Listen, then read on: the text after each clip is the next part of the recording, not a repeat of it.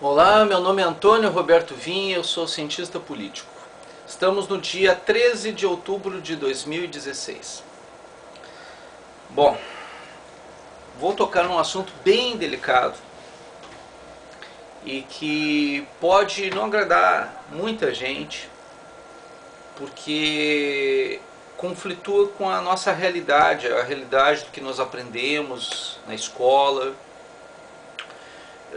conflitua com coisas que aprendemos em faculdade, mas o meu papel aqui é de questionar, é de mostrar as realidades existentes e o que acontece de fato e de direito. E fazer vocês pensarem, vocês refletirem. Não estou aqui para concordar com ninguém, endossar ninguém, eu não endosso inclusive pessoas, eu endosso propostas, ideias e vejo aquilo que seria o possível de ser realizado. É isso que se faz quando se é um pesquisador, né? E quando eu era aluno pesquisador na universidade, que isso ajuda inclusive a conseguir créditos para diminuir o custo da universidade, né?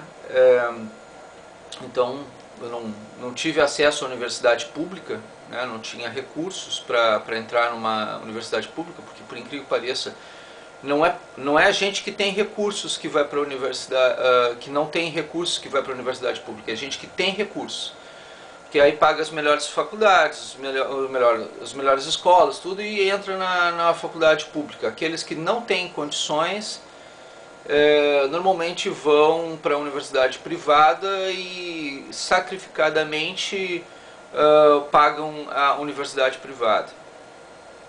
Foi o meu caso, né? Por sorte acabei encontrando um curso, uma faculdade que me formou o primeiro bacharel em ciências políticas do Brasil. Alguém tinha que ser louco descer, como eu sempre brinco. Acabou sendo eu. E o que acontece é que no meu trabalho que eu tinha como aluno pesquisador, eu fazia para os professores Jacques Bensoussan e Juliano Corbellini um trabalho conhecido na academia da Universidade Luterana do Brasil de Canoas, Rio Grande do Sul, pelo nome de Prospectiva Brasileira de 2000 a 2015. E eu me formei na turma de 1999-2, ou seja, me graduei em 2000. Né? Isso significa que de 2000 a 2015 era o trabalho. Eu estava me formando e a universidade tinha uma expectativa naquele trabalho, a academia tinha uma expectativa naquele trabalho de uma previsão de 20 anos para o Brasil, naquele trabalho.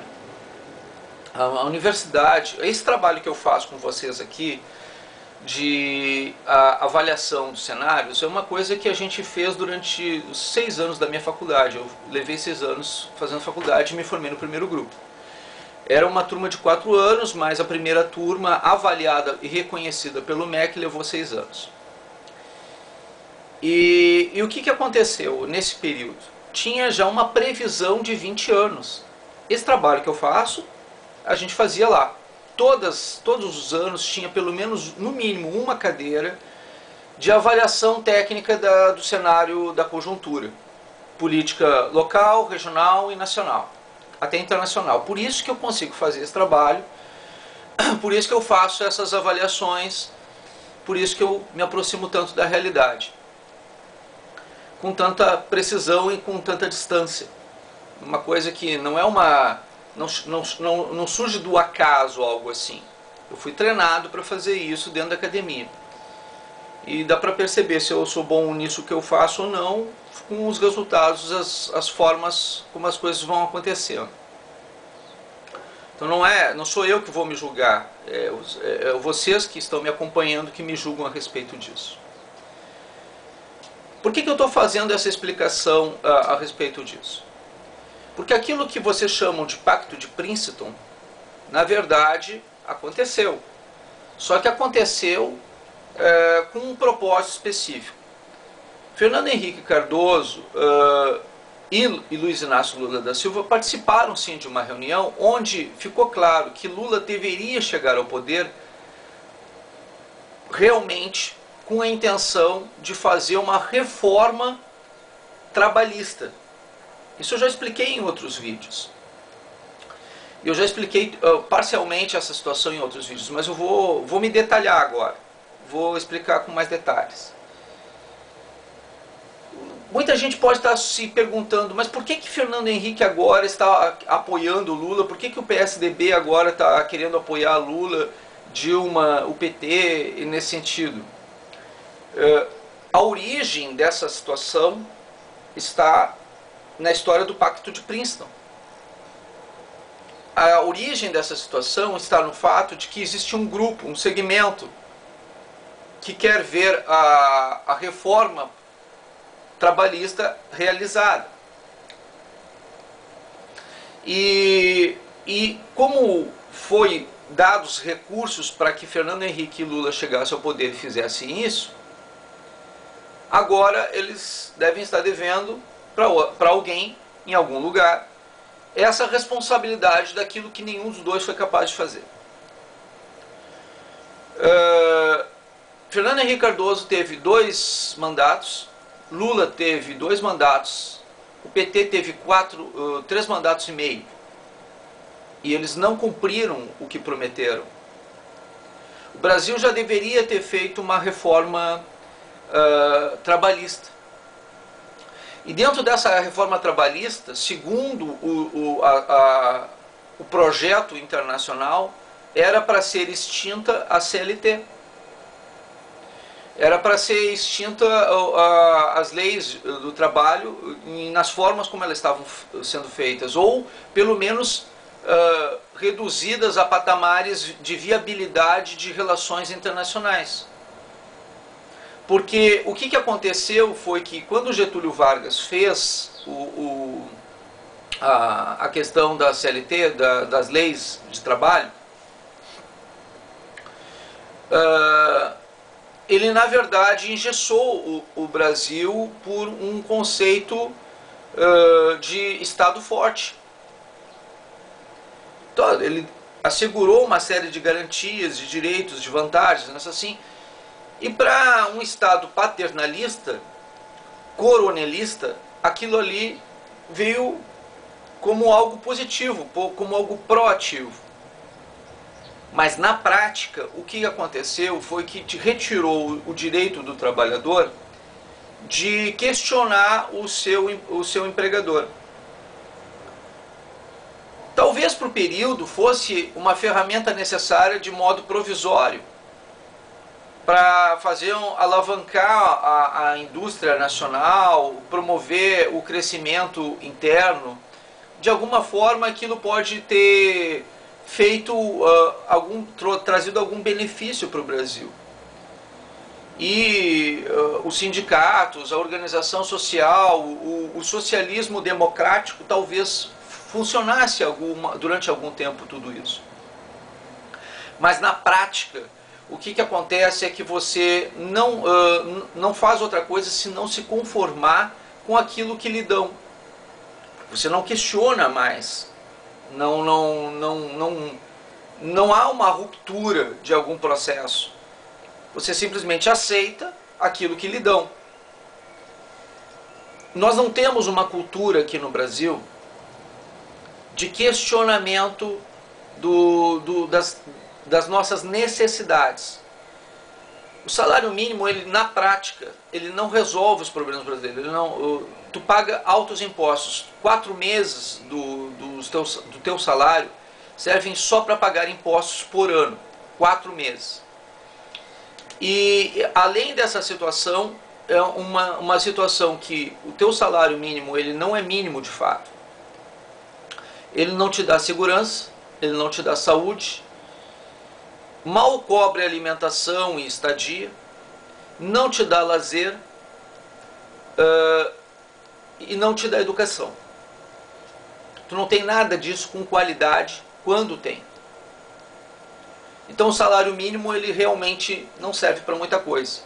Aí vem uma figura mágica e apresenta um sistema chamado Bolsa Família. Na verdade, um novo discurso de um programa de governo que tinha sido criado pelo Fernando Henrique Cardoso, pela esposa dele, na verdade, Ruth Cardoso, e que foi desenvolvido com uma nova página, uma nova imagem, e foi transformado no que nós hoje conhecemos por Bolsa Família. Era um projeto social da Ruth Cardoso. E tudo isso não passa também de coronelismo. Então aquilo que Lula foi indicado ao poder, promovido ao poder, porque ele tinha a legitimidade, a legalidade, a credibilidade necessária durante 4 mandatos, ele simplesmente 4 candidaturas à presidência da República, ele só soube ser candidato, mais nada, até que fez o acordo em Princeton e definiu, olha, nós vamos chegar lá no poder e nós vamos fazer a transformação. No primeiro governo ele pegou e colocou o PDT na questão do Ministério do Trabalho, e aí justificou durante 2, 3 governos que não podia fazer a transformação até a queda de Lupe, né, do presidente atual do PDT, após a morte de Brizola e tudo, que era culpa do PDT ter feito, não ter conseguido fazer esse negócio. No primeiro governo, vocês devem lembrar, Lula chegou ao poder com o apoio do José Alencar, um homem de direita, e que justificava a presença dos empresários e do empresariado ao lado de Lula, ao lado do PT, desde o primeiro governo. Como eu disse, durante esses 6 anos que eu estive na faculdade, eu fazia essas cadeiras, essas disciplinas de análise do cenário. E uma coisa que a gente sempre fazia era pegar os jornais, as revistas, em todas essas cadeiras que eram feitas pelo menos uma vez por semestre, nós pegávamos os jornais, as revistas, os periódicos, né, e fazia uma análise da semana sobre o principal fato da semana. E ao final de cada mês, o principal fato do mês. E com isso a gente fazia, ainda não era difundida a internet da forma como nós temos hoje, né, nós fazíamos uma triagem dos cenários, né. Hoje é muito mais fácil de fazer isso com os periódicos pelas redes sociais e diariamente a gente pode fazer uma avaliação mais rápida e precisa a esse respeito. E é mais ou menos o que eu faço com vocês. Então eu faço essa triagem, essa seleção, avalio os cenários, faço o cenário do dia, o cenário da semana, o cenário do mês, o cenário do ano e da conjuntura, e aí eu vou fazendo as avaliações, e por isso eu apresento com um certo grau de precisão as informações com base naquilo que eu já tenho como conhecimento técnico. Tá? Então existe uma precisão lógica e racional dentro disso que eu faço. Daí o motivo pelo qual eu acerto um pouco mais.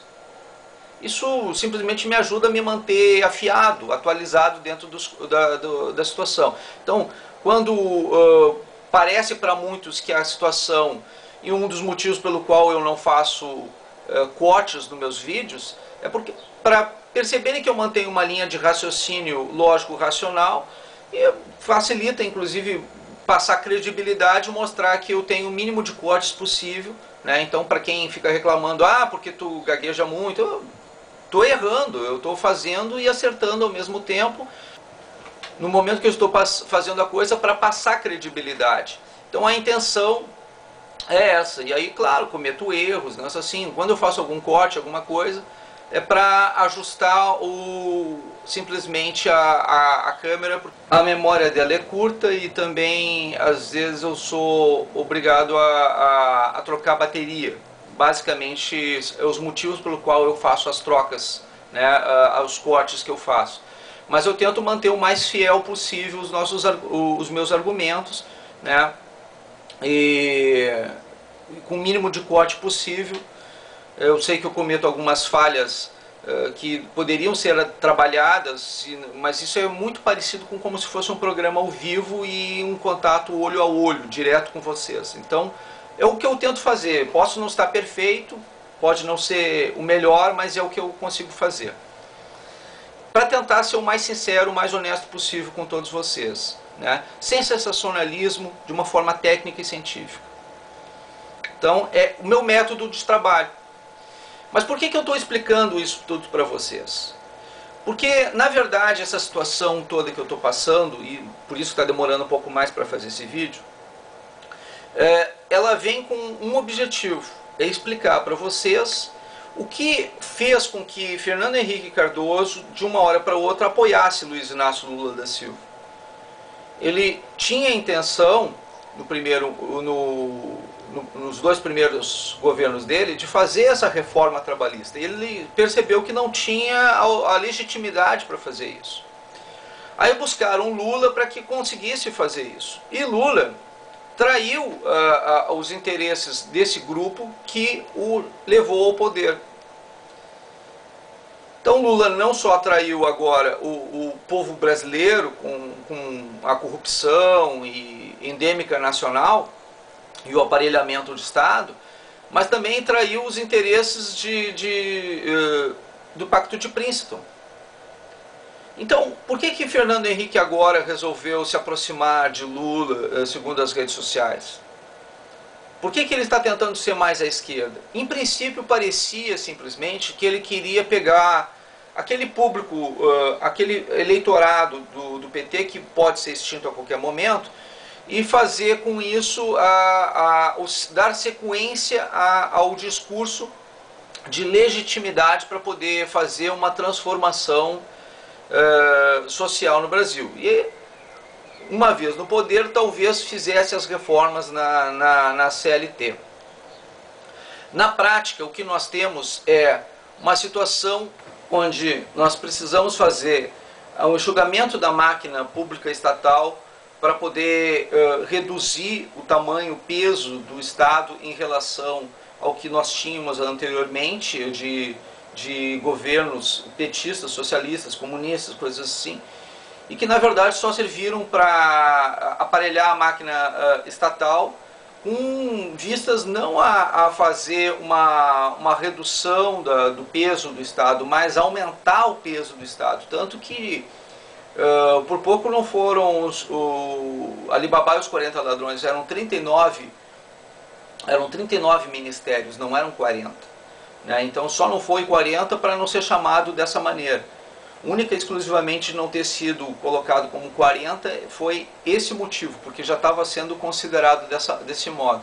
Mas existiam ministérios disfarçados de secretaria que compunham até muito mais essa situação. E a situação foi gravíssima. Nós tivemos aqui uma situação durante muito tempo, de ajuda internacional até ao crime organizado nacional e internacional. Nós sustentamos isso durante vários anos, ao ponto que essas estruturas se organizaram em várias partes do mundo. E chegou um momento crucial, onde nós fizemos essa ruptura aqui no Brasil. E quando nós fizemos essa ruptura aqui no Brasil, nós criamos um efeito dominó.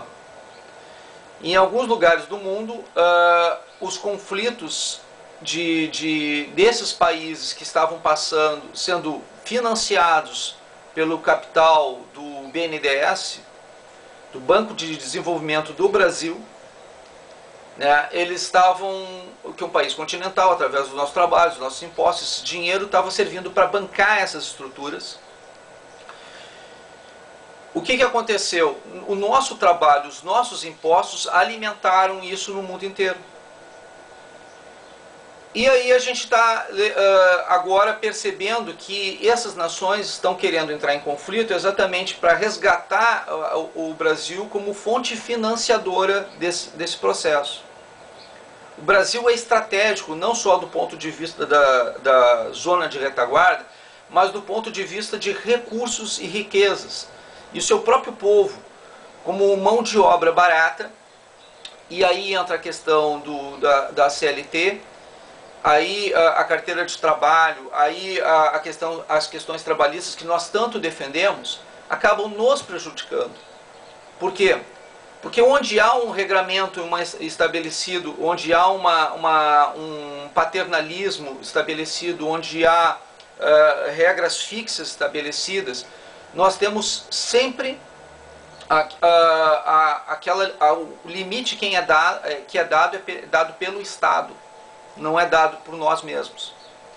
E aí, como nós temos estabilidade nessa situação, essa estabilidade profissional do funcionário público, essa estabilidade que assegura que o funcionário público não tenha medo de perder um emprego, e simplesmente o que acontece é que com essa estabilidade, em vez dele se reverter a um serviço público de qualidade, não, o que acontece é um serviço público de não ter qualidade e a não prestação de uma série de serviços, porque ele não pode ser demitido, né? Então ele vai jogando com a barriga uma série de direitos e vantagens e se beneficiando dessa situação, dessa estrutura de Estado contra o povo brasileiro, contra aqueles que ele jurou defender uma vez que estivesse numa função pública profissional. Então tu faz um concurso público, não é para servir a pátria, não é para servir o povo, é para te dar bem, basicamente é isso. Isso tudo é um sistema paternalista, isso é tudo uma corrupção individual que acaba servindo a uma corrupção local, regional e nacional. Bom, para tudo isso, tá? Por isso que campanhas, o que você tem a ver com a corrupção dos Ministérios Públicos Regionais, não vinga nas redes sociais, porque você não gosta de ser confrontado consigo mesmo. Você não gosta de ouvir a verdade. A verdade isso tudo foi criado para que você se conformasse, aceitasse o mínimo, e o mínimo não basta.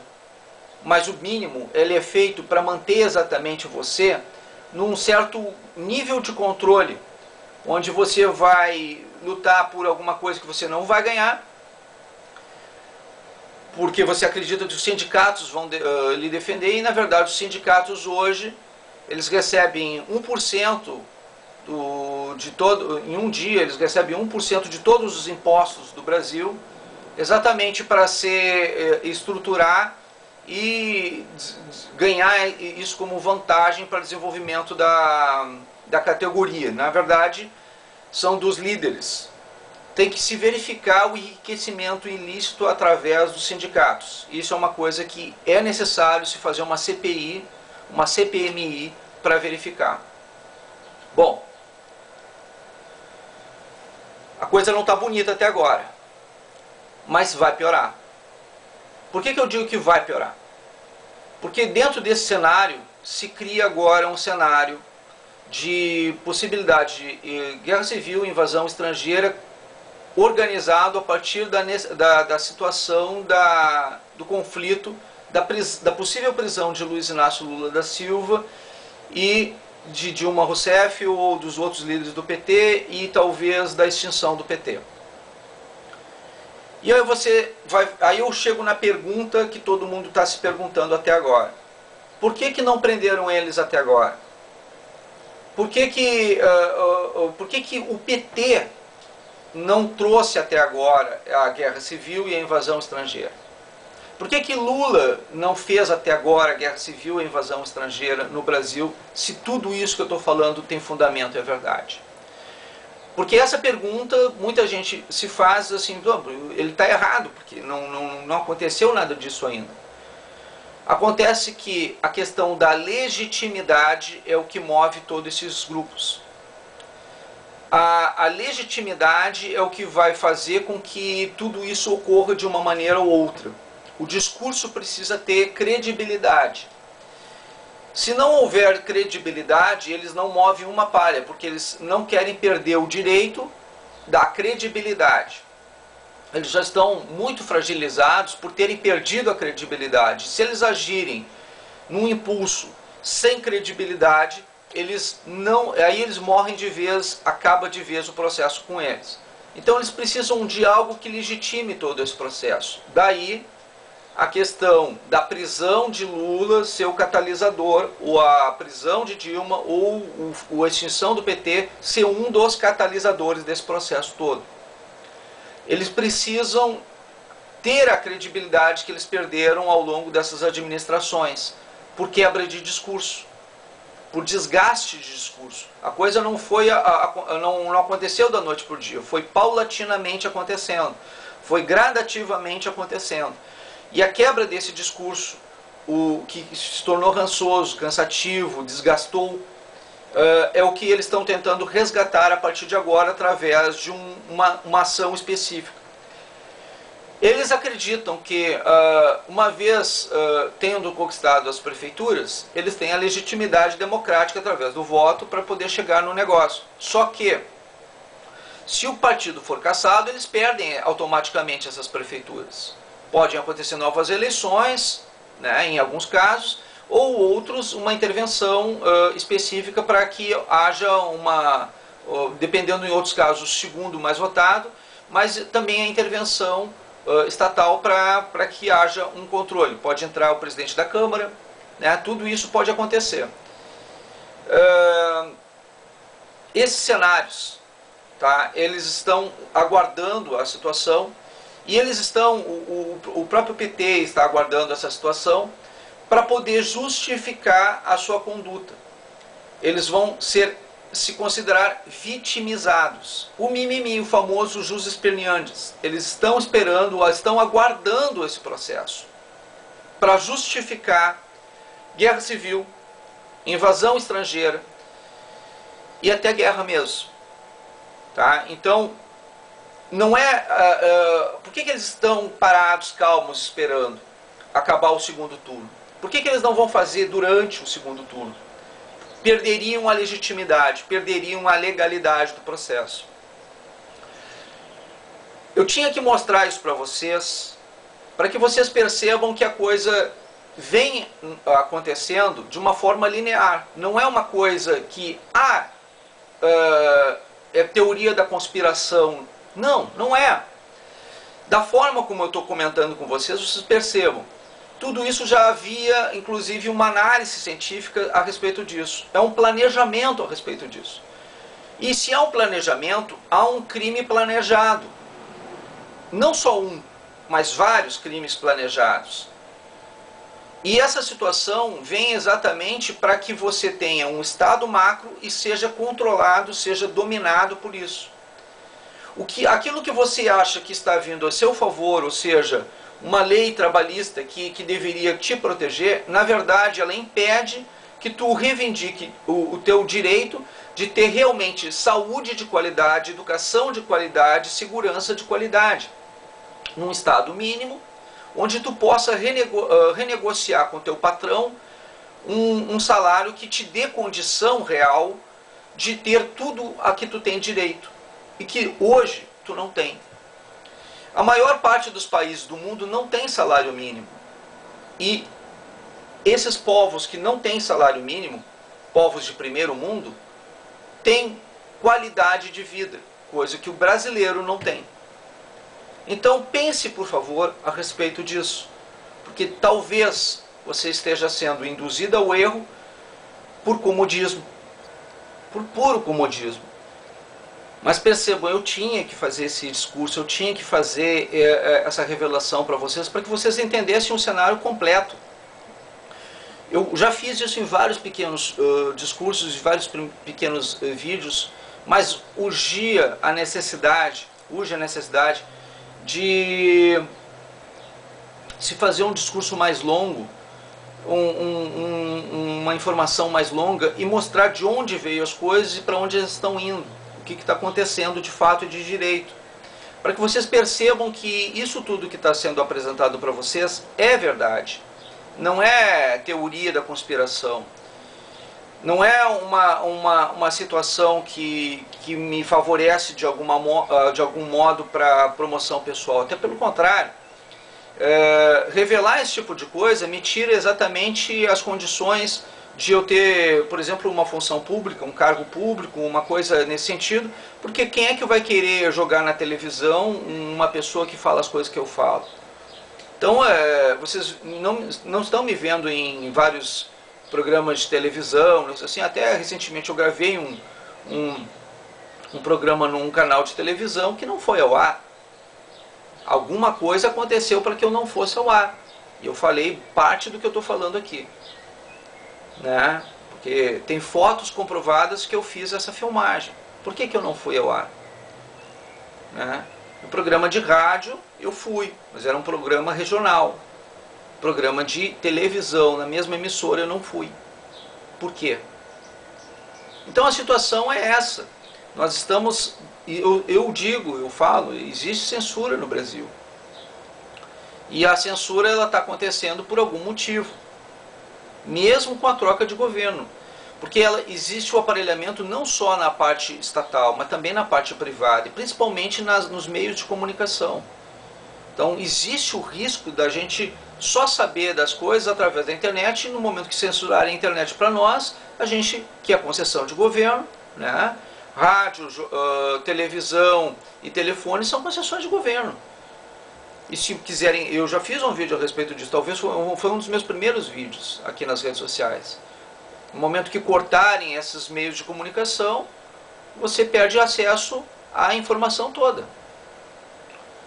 Então o risco no Brasil hoje é de você acreditar que está tendo informação quando realmente não está. Acreditar que está tendo acesso a tudo que você precisa para ser um ser social de fato e de direito, e pelo fato de você não questionar nada nem ninguém, não fazer controle social e achar que a democracia tem que ser paternalista, eles têm que dar tudo e você não tem que cobrar nada, você não tem que fazer nada, não precisa nem votar. Tem gente que não quer nem votar e quer ganhar tudo do governo. Quer dizer, só toma lá, dá cá nada, né? E ainda reclama da corrupção alheia, quando a sua corrupção você não aceita. Então, por existir uma pessoa como eu e por falar as coisas que eu falo, muita gente não gosta. Mas a realidade não vai deixar de existir, mesmo que eu deixe de existir. E a situação é essa. Eu agradeço àqueles que estão me seguindo, que estão compartilhando os meus vídeos e tudo. E gostaria que vocês percebessem o grau de importância do que nós estamos fazendo nesse momento aqui no Brasil. Nós estamos lutando pela democracia nacional. Faça a sua parte, eu estou fazendo a minha. Muito obrigado pela atenção dispensada.